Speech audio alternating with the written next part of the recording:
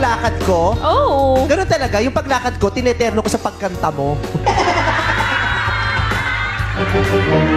Hindi ba? Diba?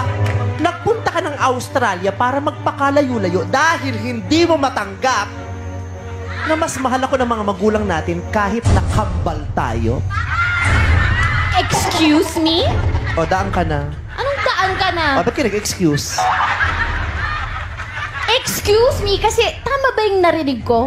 Kambal? Kambal tayo. Parang ang sama naman ng balita na pinagkakalat mo na kambal tayo.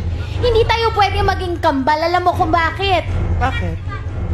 Dahil Diyosa ako. At ikaw, maligno ka.